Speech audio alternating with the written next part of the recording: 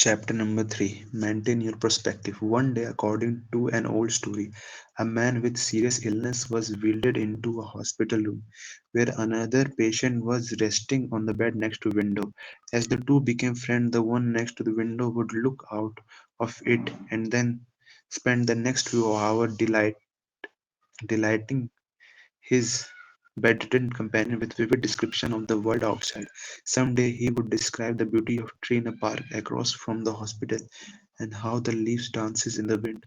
On other days he would entertain his friend with step-by-step replays of things people were doing as they walked by the hospital. However, as one time went on, bedridden man grew frustrated at his inability to observe the wonders his friend described. Eventually, he grew to dislike him and then hate him intensely. One night during the particular bad coughing fit, the patient next to window stopped breathing. Rather than pressing the button for help, the other man chooses to do nothing.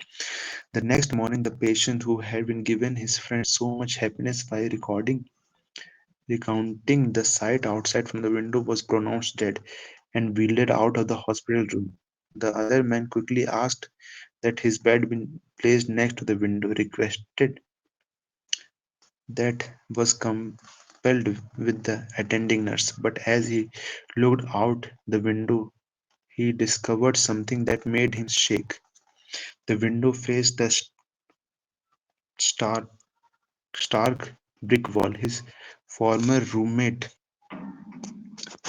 has conjectured of the increasingly sight that he described in his imagination as a lovingly gesture to make the world of his friend a little bit better during the difficult time. He had acted out of selfless love.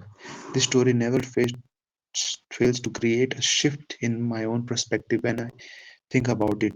To live happier, more fulfilling life when we encounter a difficult circumstances, we must keep shifting our perspective and continually ask ourselves, is there a wiser, more enlightened way of looking at this seemingly negative situation? Stephen Hawking, one of the greatest psychologists ever, physicists ever, is reported to have said that we live on a mirror planet of a very average star located within outside the limit of one of the 100,000 million galaxies. How that's for the shift in perspective. Given this information, are your troubles really that big? Are your troubles really that big? Are the problems you have experienced or the challenges you might currently be facing really as serious as you have made them out to be? We walk this planet for such a short time.